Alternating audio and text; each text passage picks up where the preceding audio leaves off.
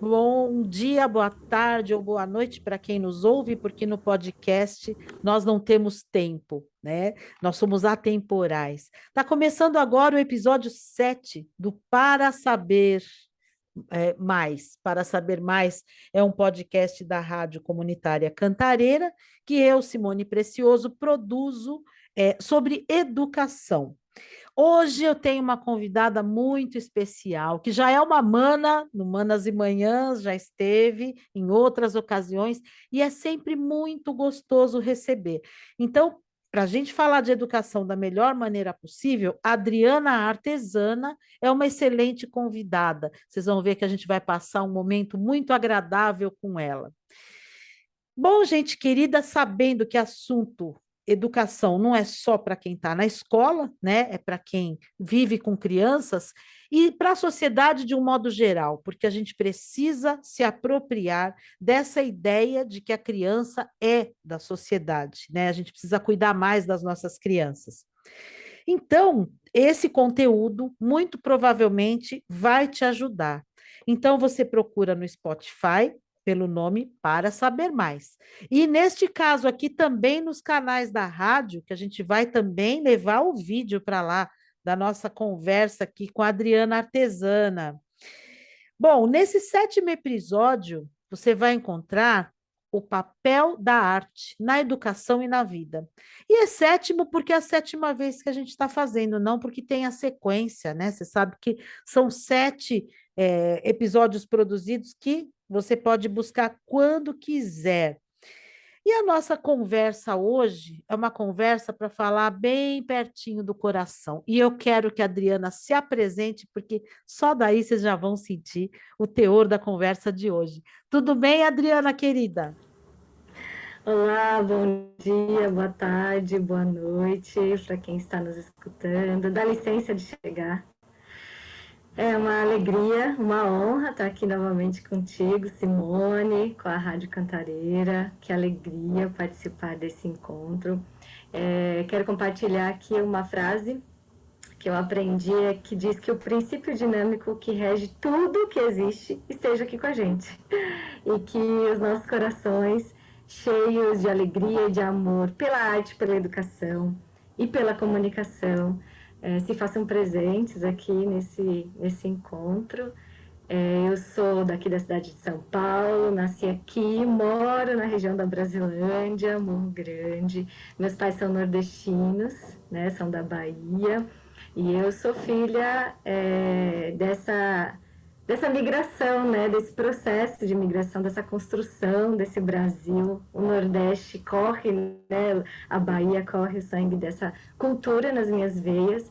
Sou paulistana, que acredita muito nessa, que existe amor em SP ainda, e eu busco muito nessa cidade encontrar arte e poesia em todos os cantos, assim. E falando de educação, a educação é algo que desde a minha infância é algo que eu sempre amei, amava estar na escola, né? Fui para a escola aos 6 anos de idade e aprendi a ler, escrever. E desde pequena sempre gostei de brincar de escolinha, por exemplo, eram umas brincadeiras prediletas. Então a gente fala, e você fala muito nesse podcast, que a educação não está na escola somente, eu concordo, mas a escola é ainda uma instituição extremamente importante, necessária e um direito, né, das crianças, adolescentes e adultos.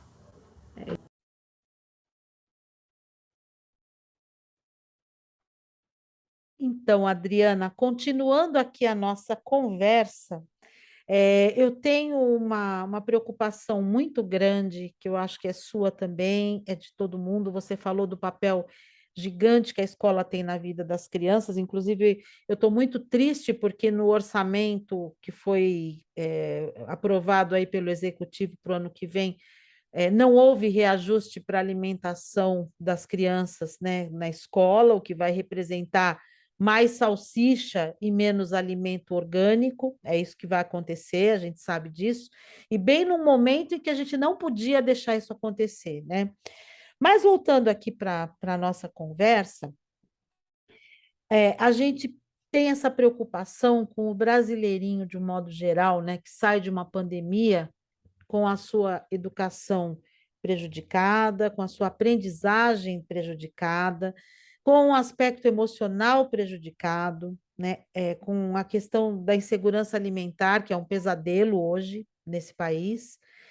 Então, eu queria que você conversasse com a gente sobre o quanto a arte pode fazer a diferença nesse momento, porque assim, mais do que ficar só recuperando, né? O que que a gente pode dar de contributo para essas crianças, para esses adolescentes, para esses jovens e para os nossos adultos que estão retornando agora para o presencial? O que que a gente pode fazer com o emocional, com a vida dessas pessoas?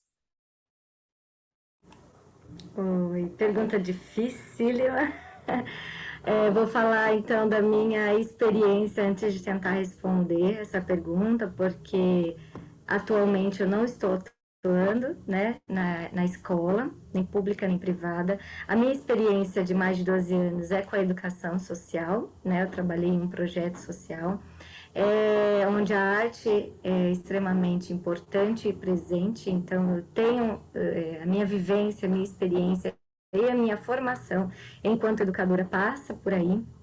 Eu acredito sim que o pós-pandemia tem feito a gente pensar mais com relação ao desenvolvimento das habilidades emocionais, como a gente trabalha esse retorno, esse momento que a gente passou de estar distante, isso que você falou, essas questões sociais extremamente delicadas, né?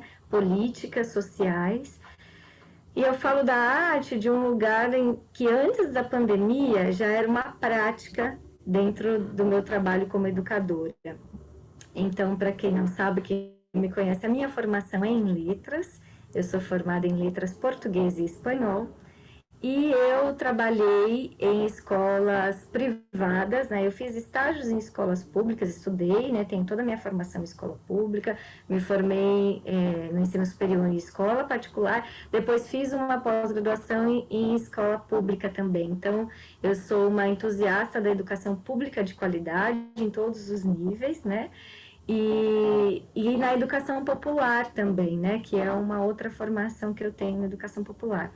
Então, na minha experiência em sala de aula, eu trabalhei com a língua espanhola.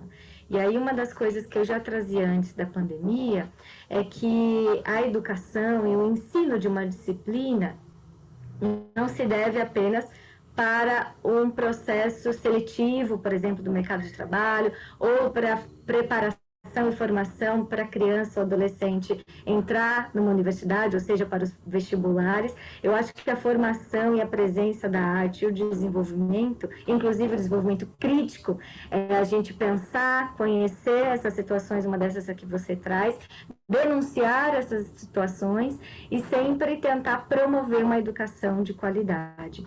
Então, a arte, para mim, sempre foi um lugar de expressão, um lugar de contato, né, com a emoção, com a beleza, né, um lugar da estética. E, no momento, a arte que eu desenvolvo é a arte de contar histórias. E, então, acho que para falar da importância da arte de contar histórias, eu gostaria de compartilhar com vocês um trecho de um texto que eu gostaria que ele acessasse aqui agora, que eu tinha deixado ele preparado, que é do autor Flávio Desgranges, que eu não sei se pronuncia assim, mas ele fala um pouquinho sobre o teatro, a pedagogia do teatro, né, o teatro e a educação. E aí, no título, que começa ele fala sobre a experiência teatral como prática educativa e a posição do espectador. Então, ele traz uma epígrafe que fala assim: para ser educativa, a arte precisa ser arte, e não educativa, que é da Sônia Kramer. E aí ele vai desenvolvendo esse texto, em uma determinada parte, ele fala que um pesquisador francês chamado Philippe Mourier, em 1992, fez uma pesquisa e entrevistou algumas crianças que tinham entre 6 e 12 anos. E esse educador percebeu que uma das características dessas crianças que se sentem fracassadas pessoal e socialmente é a absoluta incapacidade de pensar uma história, ou de pensar a própria história. Então ele esclarece que quando se conversa com essas crianças e pede para falar de si, contar a sua história, percebe-se a grande dificuldade que essas crianças têm de se referir ao passado, mesmo ao passado recente, de articular a linguagem para falar da própria vida, o que se constitui em uma relevante deficiência, pois os limites da minha linguagem denotam os limites do meu mundo, é uma citação do Wittgenstein, também não sei se pronuncia assim. E aí ele vai seguindo, né? E aí eu queria chegar que ele fala que às vezes as crianças não conseguem usar o termo eu, falar na primeira pessoa, ela sempre usa a gente, usa você, que os torna não sujeitos da sua própria história. E aí, nesse parágrafo, ele fala assim que as crianças entrevistadas, que eram habituadas a frequentar salas de teatro, cinema e ouvir histórias, elas demonstram maior facilidade de conceber um discurso narrativo, de criar histórias e de organizar e apresentar os acontecimentos da própria vida. O que essa investigação indica é que assim que quem sabe ouvir histórias, sabe contar histórias. Quem ouve histórias, sendo estimulado a compreendê-las, exercita também a capacidade de criar e contar histórias, sentindo-se, quem sabe, motivado a fazer histórias.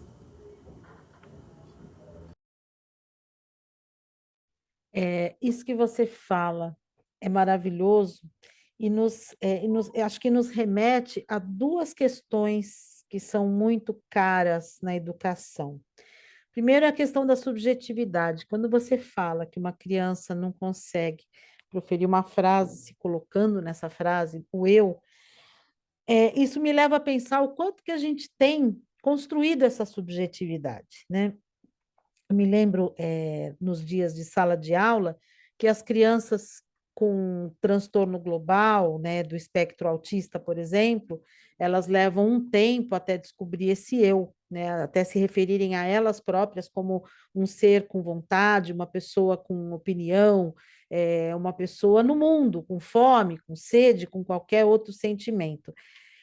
E a gente tem feito isso, eu acredito, ouvindo você, que a gente tem feito isso de muitas maneiras na sociedade em geral com as crianças, porque o público e o privado, né, Adriana, eles estão muito misturados. Então, eu acho que isso de alguma forma você está alertando, né? Eu acho que de alguma forma não ter esse momento, esse cantinho, esse eu simplesmente fechar a rede, né? E ter o seu momento aí com a sua criança ou ela sozinha, isso acaba atrapalhando a lógica da construção dessas narrativas, né?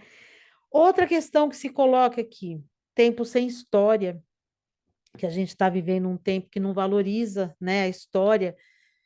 Isso a gente vê muito claramente em todas as sociedades do mundo, isso está acontecendo com muita frequência. O ser humano está muito seletivo, ele pinça lá na história aquilo que ele quer, como se fosse tudo prazeroso, e não é assim, né? É com as dores, muitas vezes, que a gente aprende.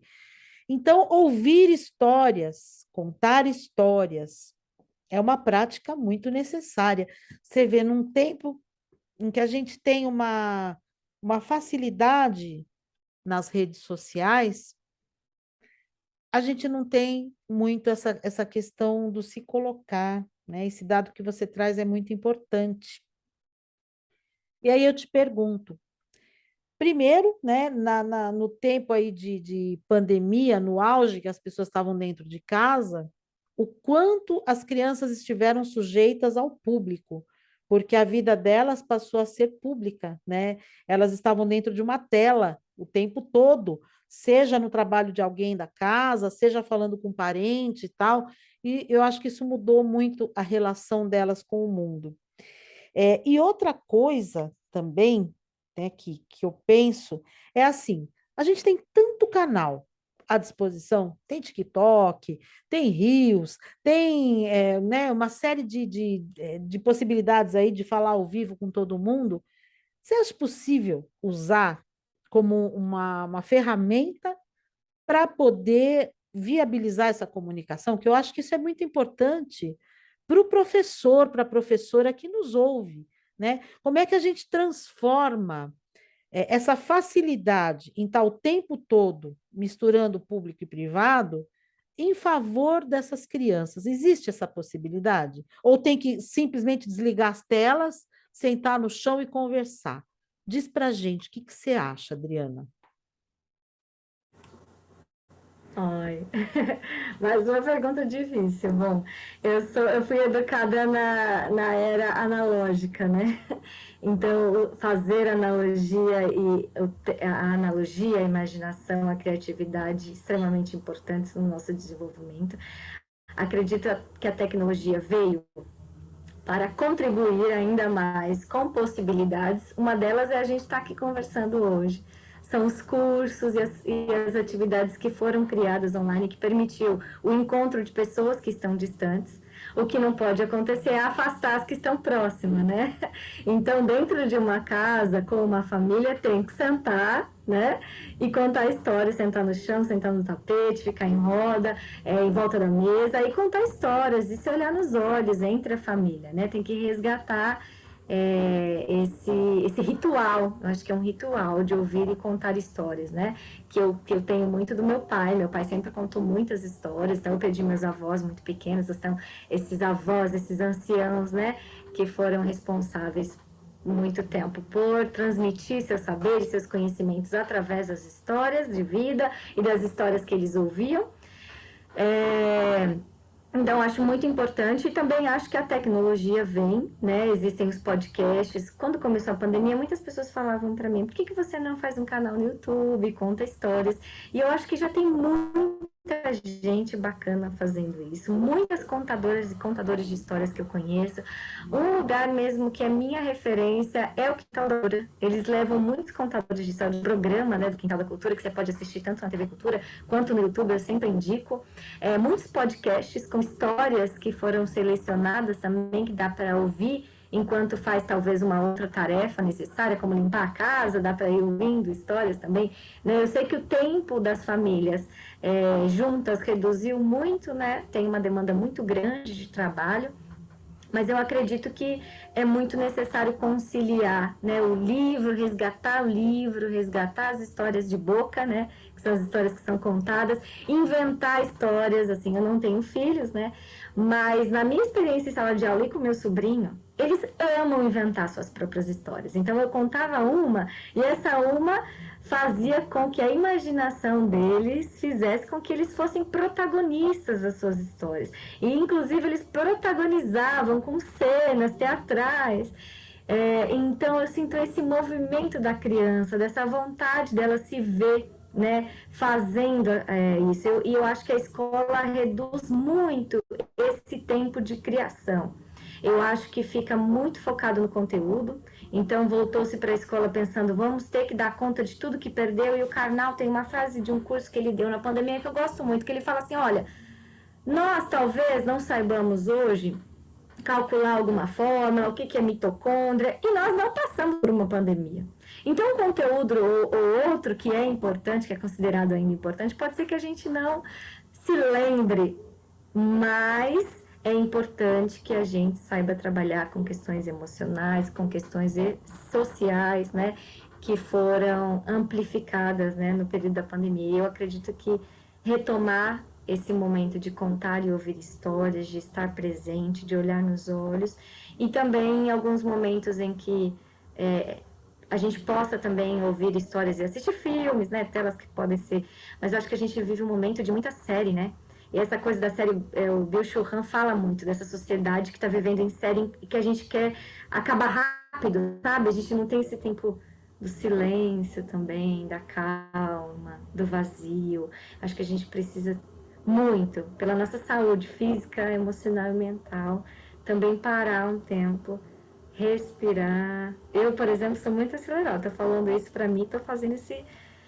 agora mesmo esse exercício de respirar, né? Então, eu acho que a gente pode talvez depois falar também sobre uma prática que eu faço muito em sala de aula, que é esse momento da respiração. Eu acho incrível, eu acho que a gente precisa dessas práticas que sejam humanizantes, né? E você falou da série, você sabe que eu tenho até, eu me sinto até diferente, porque eu não consigo ter apego. Eu, às vezes, começo a assistir, eu paro no primeiro ou no segundo episódio, porque eu não gosto, né? E eu acho que a série ela acabou vindo para o lugar da novela do passado, né? E aí eu fico pensando, né? Isso me faz falta ter esse tipo de apego, mas eu não consigo. Eu sinceramente não consigo estar todos os dias assistindo tal. E aí você fala assim, eu acho que talvez a gente precise encontrar esse equilíbrio, né? Porque acho que também uma dosezinha de fruição com audiovisual, a gente tem isso muito à disposição. Antigamente, e se você falou que você é analógica, eu sou bem mais analógica. Houve um tempo, antes do videocassete, que eu sou desse tempo aí, a gente ia para o cinema se quisesse conhecer uma história nova, né? E hoje você tem muito essa facilidade.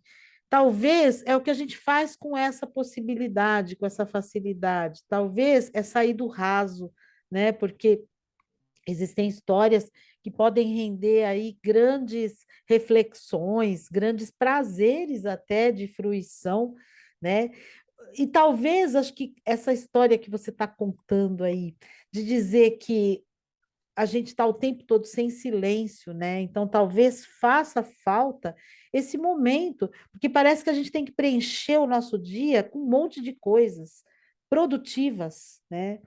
Nós saímos da era da Revolução Industrial, na verdade, a gente vive uma outra coisa hoje, mas a gente continua com esse alto grau de produtividade. As pessoas trabalham em casa, mas elas têm menos tempo de ir ao banheiro do que se elas estivessem no trabalho, num lugar presencial. É muito, assim, muito sério isso. Muitas horas trabalhando. E eu fico pensando que as crianças também devem estar com essa demanda de ocupação de tempo, de sempre estar fazendo algo interessante, olhando para a tela, né, fazendo algo altamente estimulante. Então, eu acho que você ensinar essa meditação, esse silêncio, essa pausa, né, professores e professoras vão se beneficiar muito disso tudo, né?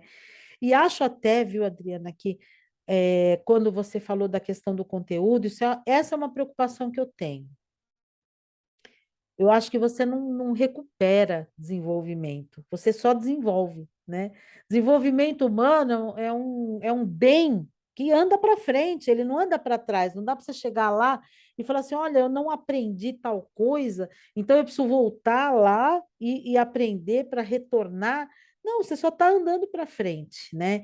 Então, eu acho que a gente deveria fazer esse exercício com as crianças que estão defasadas, principalmente a fase de alfabetização, que é o rito de passagem da criança na escola, que vai fazer toda a diferença para ela nos anos subsequentes. Muitas vezes é o que faz essa criança abandonar os estudos. A gente tem um índice muito alto de meninas, inclusive, abandonando os estudos, né? Isso está pesquisado, já tem dados produzidos pelo Instituto Guelé-10 do quanto as meninas negras se afastaram da educação durante a pandemia. Eu não sei como é que está isso agora, mas eu imagino que não tenha mudado muito a configuração, né?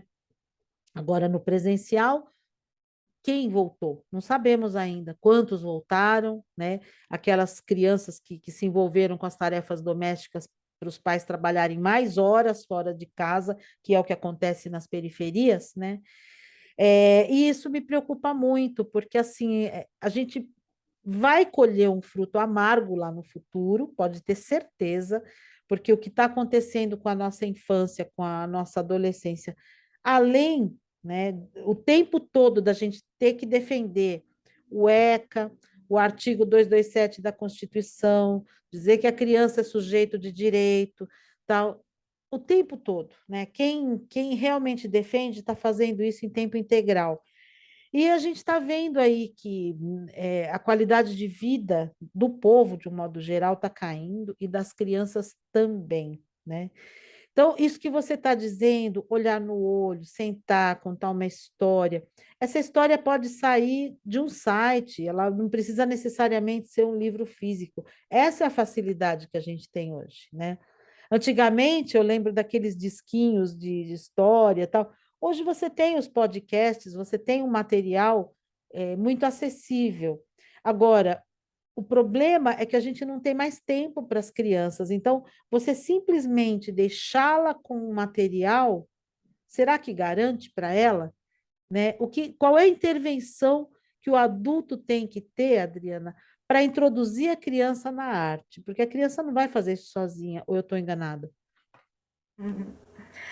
Eu acho que a gente que tem que aprender com as crianças, na verdade. Eu acho que a gente esqueceu que a gente foi criança um dia, e acho que o meu trabalho, o meu foco, quando eu faço formação com educadores, né, o pai, que muitas vezes são educadores e são pais e mães, é resgatar essa infância que vive dentro da gente, que a gente, né, diferente das crianças que não podem ser adultos, nós adultos podemos voltar a ser crianças e não deixar de brincar. Então, a criança, ela é do sensorial, a criança é do sensível, é do movimento.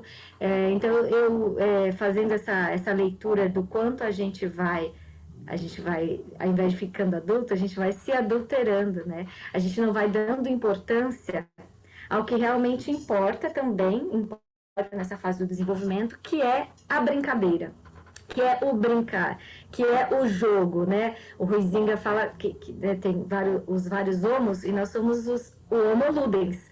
A gente é do jogo, a gente é da brincadeira, mas a gente vive numa sociedade, né? Onde brincadeira é coisa de criança, e eu falo que brincadeira é coisa séria, né? Portanto, então eu acho que resgatar esse espaço, esse tempo da brincadeira, esse tempo das infâncias, acho que você trouxe uma coisa importante.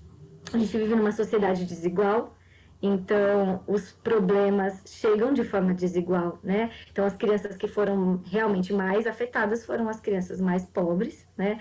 E as crianças, consequentemente, as crianças e as mães negras, né? Que sofrem sempre maior violência.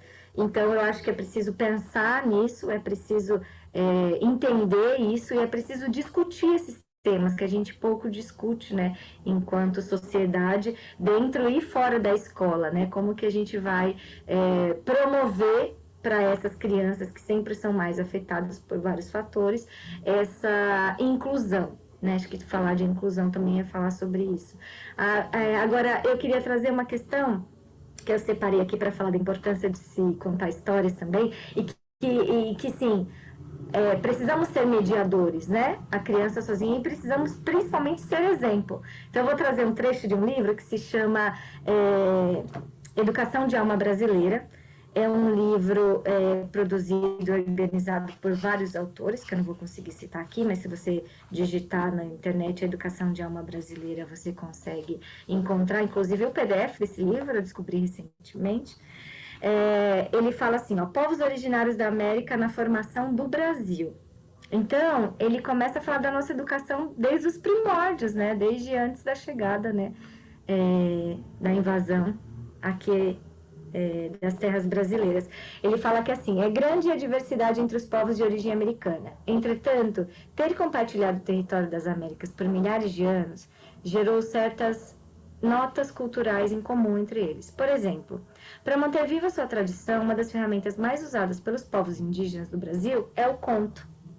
A cosmologia, os valores e os princípios éticos são transmitidos entre as gerações, dos mais velhos aos mais novos, por meio da narrativa viva de mitos.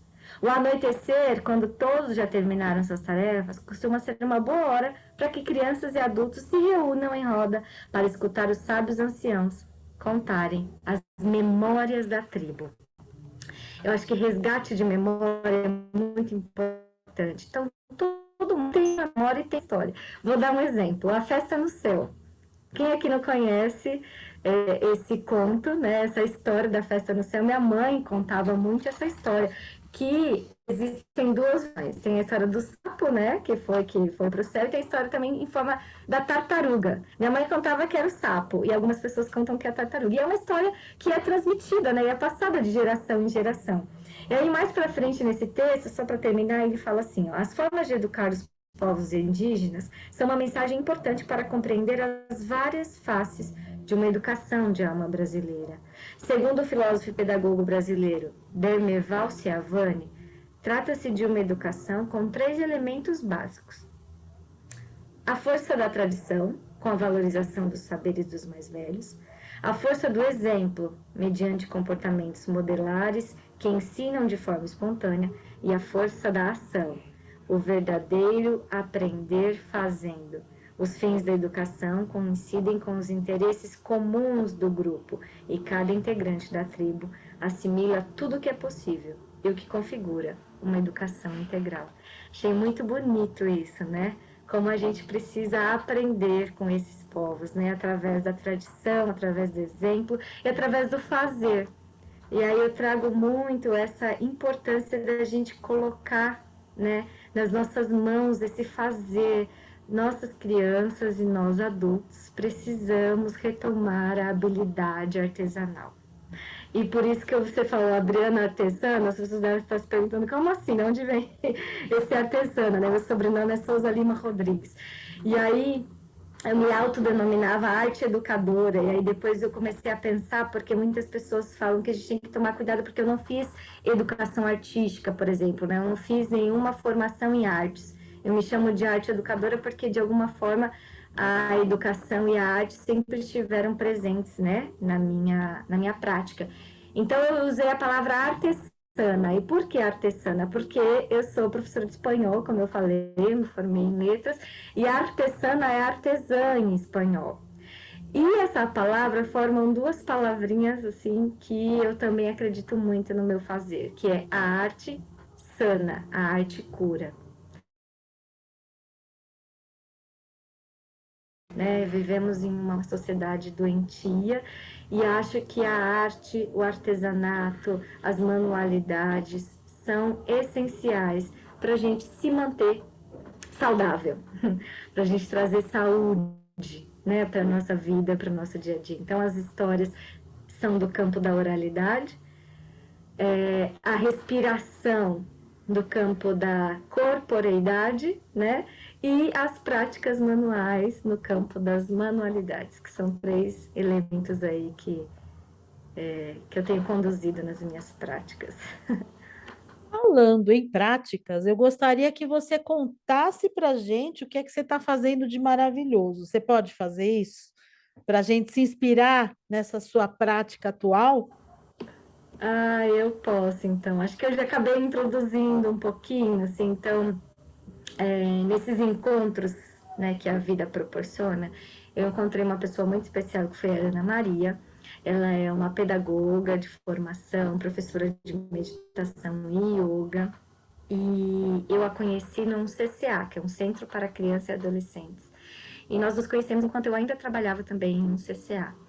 Depois eu saí desse CCA, ela também saiu e eu fui trabalhar com contação de histórias e ela com meditação. Ela retornou ao CCA, eu retornei como educadora e esse reencontro fez com que a gente se aproximasse e trocasse muitas ideias, inclusive nesse período durante pandemia, que ainda não existe um pós, né? Eu digo que a gente ainda está vivendo esse momento ainda interminável, mas e aí, a Ana, eu sempre admirei ela, porque eu falo, nossa, como ela é uma pessoa calma, uma pessoa centrada, e eu, ao contrário, sou extremamente agitada, falo bastante, gosto, né, de me expressar assim, e ela também, mas ela sempre calma. Eu falei, Ana, que tal se a gente unir essas nossas habilidades e criar algo nosso, algo que vai confluir?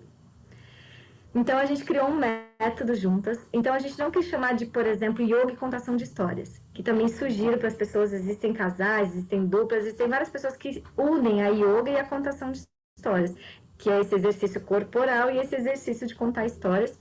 E a gente não quis fazer algo assim, então a gente criou um método que conflui os saberes da Ana de meditação e yoga, os meus saberes de contação de histórias e os nossos saberes, que nós duas somos apaixonadas pelas artes manuais, pelo artesanato e pela confecção de objetos manuais e artesanais, diversos. Então, a gente criou o método COM. Então, o que é esse método COM? Acho que foi um pouquinho do que eu falei. É fazer com, além disso, né, essa conjunção, ela comigo, nós duas juntas, e nós com os educadores, que é o exercício de prática também da educação, ser com as crianças, e não para.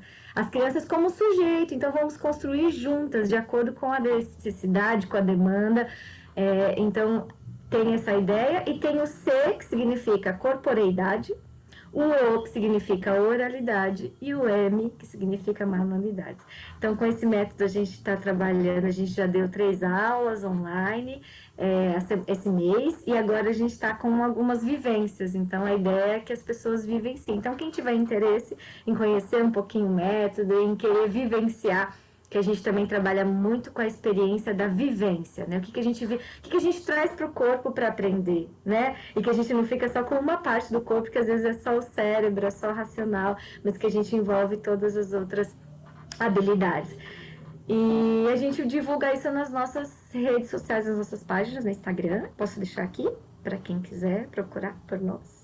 Sim, claro, pode falar todos os contatos que eu tenho certeza que Ah, professoras e ah, professores, pais e mães, pessoas de um modo geral, vão ter interesse em uhum. procurar vocês. Então, o contato é adriana.artesana de la palabra. E a Ana é Educacão, né? Sem cedilha e sem tio. Academia Confluência. Tudo sem acento e tudo junto. Educação, Academia Confluência. E o meu é artesana. Adriana. Artesana de la Palavra. Porque a palavra é o meu modo de existir, né? Então, por isso que eu sou artesã da palavra. É em espanhol, artesana de la De palabra? la Palavra. É em espanhol, É, mas não, não, eu digo assim, só para as pessoas é isso aí, digitarem em certinho. Esse é espanhol. o Instagram, né? Certinho. Esse é o Instagram. Isso. Tá, então, ó, gente, com o celular na mão, já vai procurar. Eu já vou entrar aqui e vou procurar a Adriana, Isso. né? Porque eu tenho a Adriana, acho que eu Acho que a gente tenho, já se segue, talvez. mas é com outro nome. Talvez estava Adriana Rodrigues. É, Antes mas estava Adriana é o Rodrigues. mesmo que você mudou. É o mesmo que eu mudei. Agora Tá, ficou Adriana.artesana com S achei. só, D-E-L-A, palavra com B. Palavra com B. Ah, Facinho. eu já achei fácil assim. O Instagram se ocupa Faça assim. o Instagram se ocupa de preencher para a gente, acaba vindo rapidinho. Uhum. Que maravilha! E Ai, que aí, quem bom. tiver esse interesse, procura vocês, porque eu penso, né, que assim como o jogo, né, eu sou uma grande defensora do jogo na criação da lógica. E eu acho que esse jogo humanizado da contação de histórias, que é um jogo, né, na verdade, como você estava falando, ele ensina muito além de tudo, e sem a intenção de ser educativo. Porque, assim como você, Adriana, eu até acho que a gente precisa aproveitar esse espaço aqui e pedir, né, que nem tudo seja assim transformado em uma situação de aula, simplesmente estar em contato com uma história, recontar essa história, criar a sua própria história, implica no desenvolvimento de uma lógica que já é o suficiente. Você não precisa resgatar isso muitas vezes através de atividades, né?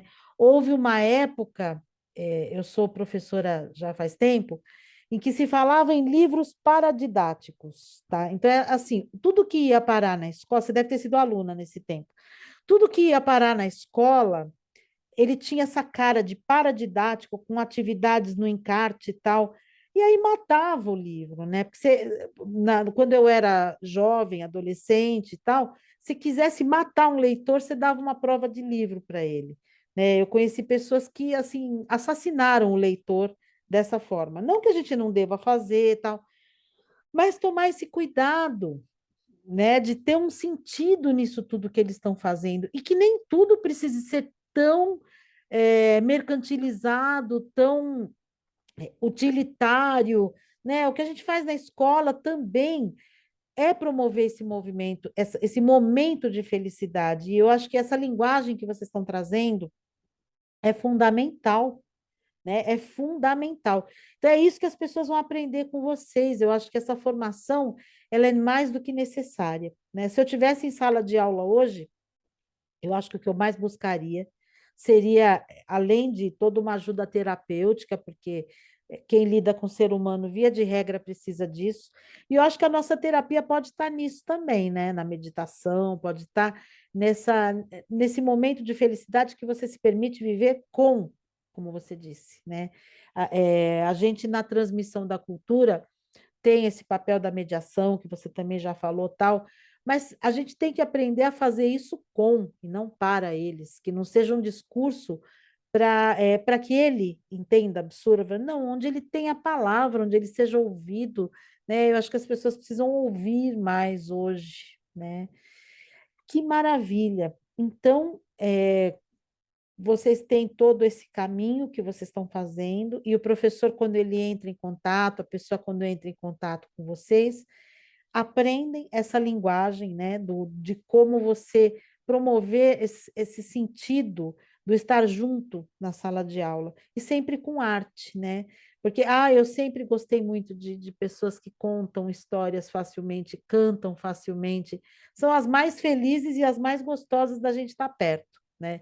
Eu acho que só aí já diz muito. Você mesma, Adriana, toda vez que você vem, é um encanto, né? Você sempre presenteia as pessoas que nos ouvem, no caso aqui do vídeo, que nos assistem, e é muito diferente, né? Você perceber que uma pessoa tem o desejo de estar junto, de encontrar, de melhorar a vida das outras pessoas. Eu acho que é uma saída, é uma maneira que a gente tem de promover felicidade para essas crianças, para esses jovens, para esses adolescentes, para os adultos, né? Sem esquecer dos adultos, nesse momento, porque a gente está meio num momento de virada na humanidade, de um modo geral, né?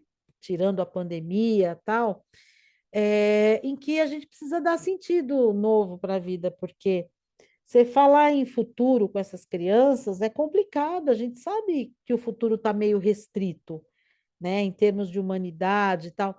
Então, isso que vocês estão trazendo de significar e ressignificar o presente, do presente ser um presente, né, a gente poder rir junto, contar essas histórias, eh, até nas famílias, eu acho que isso está fazendo falta, né? Tem até uns memes, umas piadinhas, que as crianças estão no banco de trás, assim, do carro, viajando e digitando uma conversa ofensiva uma com a outra, tal. E isso não é só piada, não. É muito comum você estar no mesmo ambiente, na mesma casa, e as pessoas se comunicarem pelo celular, né? Facilitou? Facilitou. Antigamente você precisava de alguns recursos, tipo babá eletrônica, né? Claro que não chegava nas casas mais humildes, tal, mas assim, também existe uma preguiça, né, de estar junto. E se a gente reaprende esse lugar do fazer junto, do ser feliz junto, do sarau, da delícia, do compartilhar, isso preenche a nossa vida, né? Isso preenche a nossa alma. Eu penso assim, né? Que a gente não é feito só disso que está materialmente posto, né? Ai, linda a sua fala, assim, me remete muito a um lugar de uma experiência. O meu lugar de fala é o lugar de quem foi uma criança que teve uma infância privilegiada, com muita brincadeira, com outras crianças, né? É muito importante as crianças estarem com outras crianças, de muitos adultos também presentes na nossa vida e que nos incluíam em suas atividades. Então, participei sempre de atividades com outros adultos, né? E acho que é muito importante ter paixão por aquilo que você faz, né? Não, nosso método não é receita, longe de nós querer dizer que é fácil e que faça assim e vai dar certo, não. Nosso método é um caminho, né, que nós seguimos dentro da nossa formação, dentro das nossas vivências, da nossa prática, e que a gente recebeu um retorno, assim, uma experiência em que a gente via que estava funcionando, né? Que tinha um retorno positivo, que a gente estava entendendo que aquilo funcionava na prática, né? E aí eu queria só trazer para vocês, então, um texto do Rubem Alves, porque me emociona muito, eu gosto muito de compartilhar, porque é um texto que se chama A Alegria de Ensinar. E em um desses artigos, né, que um desses itens, ele fala assim, ensinar a alegria. Muito tem se falado sobre o sofrimento dos professores. Esse texto é de 94. E ele diz assim, eu que ando sempre na direção oposta, acredito que a verdade se encontra no avesso das coisas. Eu quero falar sobre o contrário, sobre a alegria de ser professor, pois o sofrimento de ser um professor é semelhante ao sofrimento das dores de parto. A mãe o aceita e logo dele se esquece, pela alegria de dar luz a um filho. Então, mais uma vez dizendo que eu não estou, né, atuando, mas eu tenho amigos que estão atuando e a gente sabe da dificuldade que está sendo a prática educativa. Ser professor sempre foi muito difícil no nosso país, uma profissão desvalorizada, financeiramente, socialmente, mas eu quero fazer como o Rubem Alves, olhar por um outro lado, porque eu tive professores apaixonados, assim, que eu era apaixonada pelas suas aulas, assim, e eu sei que, na medida do possível, né, dentro de um sistema, de uma organização que está o tempo todo fazendo com que a gente não consiga realizar esses nossos sonhos e utopias, né? A gente precisa ser resistente, né? A gente precisa se manter firme, se manter alegre, porque e a gente precisa estar em rede, a gente precisa se cuidar, né? A gente precisa compartilhar, a gente precisa estar junto, se apoiar e não desistir, né? Porque como você disse, como vai ser o futuro dessas crianças, né? Nós precisamos ser inspiradores, né, dessas crianças e desses adolescentes. E aí ele continua dizendo que ele leu um texto, que era um texto do Hermann Hesse, que diz O Jogo das Contas de Vidro. E no final, à conclusão da história, tem um poema que diz assim: Nossos dias são preciosos, mas com alegria os vemos passando, se no seu lugar encontramos uma coisa mais preciosa crescendo, uma planta rara e exótica, o deleite de um coração jardineiro, uma criança que estamos ensinando ou um livrinho que estamos escrevendo. Aí ele diz que quando ele leu esse texto, ele teve a impressão de tê-lo encontrado em Nietzsche também. Ele fala que é bem provável que ele encontrasse, onde o Nietzsche diz que a felicidade mais alta é a felicidade da razão, que encontra sua expressão suprema na obra do artista. Pois que coisa mais deliciosa haverá que se tornar sensível à beleza? Mas essa felicidade suprema, ele acrescenta, é ultrapassada na felicidade de gerar um filho ou de educar uma pessoa. Então, como eu não gerei um filho ainda, educar a pessoa, uma pessoa, me traz muita alegria. E aí ele diz assim, retrucarão os professores, a felicidade não é a disciplina que eu ensino ciências, literatura, história, matemática, mas será que vocês não percebem que essas coisas que se chamam disciplinam e que vocês devem ensinar nada mais do que taças multiformes coloridas que devem estar cheias de alegria? Pois o que vocês ensinam não é um deleite para a alma? Se não fosse, vocês não deveriam ensinar. Então, é preciso que aqueles que recebem, ou seja, os seus alunos, sintam prazer igual ao que vocês sentem. Se isso não acontecer, vocês terão fracassado na sua missão. Como a cozinheira que queria oferecer prazer, mas a comida saiu salgada e queimada. Aí ele diz que mestre nasce da exuberância da felicidade. E por isso, quando perguntado sobre a sua profissão, os professores deveriam ter a coragem para dar a absurda resposta: sou um pastor de alegria. Aí ele diz que só os alunos é que poderão responder. E eu recebi uma frase linda de um aluno no final de uma atividade que ele fala mais ou menos assim: consigo falar? Hoje já está estourando no tempo, é bem rapidinho. Dá para falar aí? Dá sem problemas. A gente Então tem tá bom. um teto aí de quase 2 horas, não tem problema. Ah, Nós então temos tá aí um bom. tempo guia, mas pode sim, Aham. pode ultrapassar. Ah, só para dizer que ele fala assim, professor, às vezes eu acho bem difícil suas aulas, mas rapidamente eu consigo entender. Se um dia você sair da escola, eu tenho certeza que todos nós iremos sentir sua falta. Você é muito legal, às vezes engraçada, carinhosa, esperta e bilíngue. Na minha opinião, ter te contratado foi uma das melhores escolhas dela. Não quero te comparar com ninguém, mas a outra professora não tinha felicidade. Ela falava baixinho, você fala alto, você fala com alegria, com emoção. Às vezes eu fico imaginando, se eu estivesse na Espanha e tivesse um amigo de nacionalidade espanhola e não soubesse falar português, eu iria ter que falar espanhol, obviamente. E se eu falasse com ele todos os dias, eu ia dar todo o crédito a você. Então, eu agradeço muito pelas suas aulas, ou seja, obrigada. Ai, fiquei tão Nossa, feliz com e essa mensagem. você sabe que é muito difícil você ter um retorno quando você é professor, sabe? Você tem que lidar com um processo que muitas vezes não começa com você e não vai terminar com você. E raramente você tem um retorno como esse, né? Então a gente entende que muitas vezes a falta dessa felicidade está justamente em não enxergar reconhecimento, né? Que seria básico. Eu achei tão bonito nessa época agora em que as pessoas ficaram fechadas em casa com as crianças, o quanto elas se lembraram dos professores, né? O quanto a sociedade, de um modo geral, se lembrou. Já passou essa lembrança, assim, esse reconhecimento, ele já não é tão intenso quanto ele estava. Mas aquilo foi uma clareira, um momento precioso mesmo, em que os professores puderam se ver como pessoas de grande valor dentro da sociedade, né? Nesse momento ficou muito claro, porque você trabalhar num processo, acontece muitas vezes isso, né? Que você não vê, às vezes você não consegue nem enxergar a alfabetização do seu aluno, porque ela vai desembocar no começo do ano seguinte. Então, você não consegue entender.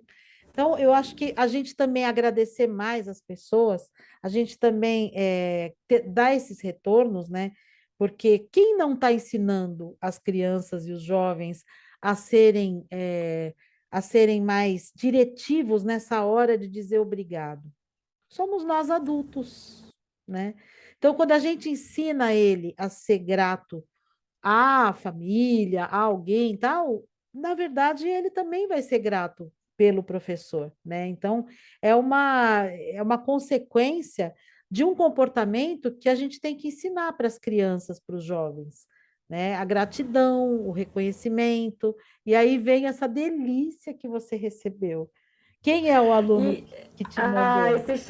se chama Miguel, e assim, é muito curioso porque eu tenho a foto, é que eu tenho a foto. Porque quando eu vi essa mensagem, era no final do ano, eu falei, deixa uma mensagem para a professora, porque às vezes a gente nem tem tempo de fazer isso. Aí o que eu fiz? Tirei uma foto e mandei para minha professora de espanhol. E falei para ela, olha, se um dia eu for para Espanha e falar espanhol, eu vou dar todo o mérito a você, que é a Marcita, né? E eu sempre elogiei, sempre agradeci, falei que ela foi a responsável por eu ter me tornado professora de espanhol. Olha, Porque a paixão que ela tinha pelo espanhol me contagiou. Né? A outra professora de inglês também era maravilhosa. Todos os meus professores desse projeto eram maravilhosos e que me inspiraram a ser educadora também e a buscar práticas que fossem de alguma maneira transformadoras, né? E eu sempre sou muito grata. Eu sei que é uma missão muito árdua ser professor, porque nós somos jardineiros, é isso que você falou, a gente planta a semente, não é a gente que vai colher o fruto. Somos todos nós, de maneira geral, a sociedade, né? Então eu sou muito grata a todos os professores que passaram pela minha vida. E todos os educadores, porque é isso que você falou, o educador não é só aquele que está na escola, são as pessoas que de alguma maneira foram referências na sua vida, né? Sejam elas pessoas públicas ou anônimas. Então a gente precisa sempre reconhecer, então esse exercício de agradecer, de reconhecer, nos inspira e nos fala, estou no caminho certo, vou continuar. Olha que lindo ele dizer isso. E depois que ele disse isso, que eu vi esse texto do Rubem Alves, eu fiquei mais encantada ainda com essa ideia de ensinar a alegria. Não é fácil, não estou dizendo que é tarefa fácil. Nesse momento eu não estou, né, em sala de aula, como eu disse, mas eu estou.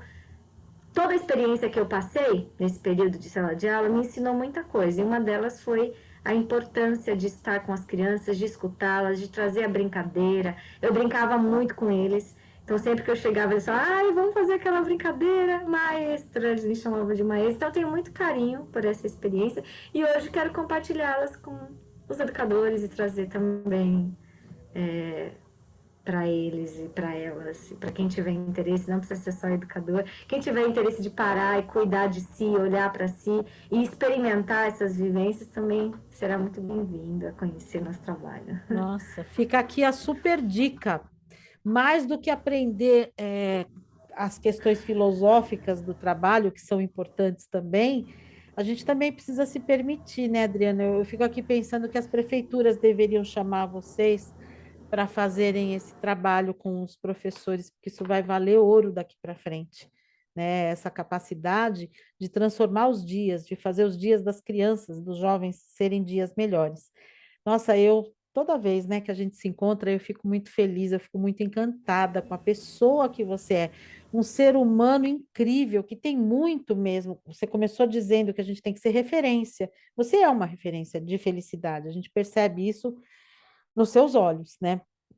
E eu vou realmente desejar que volte com a Ana, para vocês contarem um pouco mais desse trabalho que vocês estão fazendo com os professores, né? Para a gente também trazer outras informações, que aí vocês vão ter mais elementos até do que vocês vão estar fazendo. E você, não sei se você vai conseguir falar um pouco da respiração, ensinar a fazer essa respiração aqui no podcast. Mas se você puder, acho que já é uma palhinha do trabalho de vocês, né? Ai, que maravilha. Eu acabei não trazendo o meu PIN, eu uso um PIN, que é um instrumento que eu prometo que eu trago da próxima vez. Eu sempre uso ele para abrir as histórias, né? E também para entrar nessa outra dimensão, né? Que a nossa mente, o nosso corpo são capazes. Então, eu vou ensinar um que eu sempre começava as minhas aulas ou as minhas atividades, encontros fazendo, vou convidar todo mundo para fazer. Então a gente vai colher uma flor do nosso jardim, aquela que a gente acha mais cheirosa, e vai segurar na mão direita. Depois a gente vai pegar uma vela, pode ser a vela do nosso último aniversário. Quem costuma guardar aí? Eu guardo sempre a vela e vai acender. E vai deixar acesa na mão esquerda. E aí a gente vai fazer o seguinte: a gente vai cheirar a flor e vai soprar a vela. Sopra com todo o ar que tiver. A gente vai cheirar de novo, bem forte a flor. E vai soprar a vela. Mais uma vez, cheira a flor. E sopra a vela.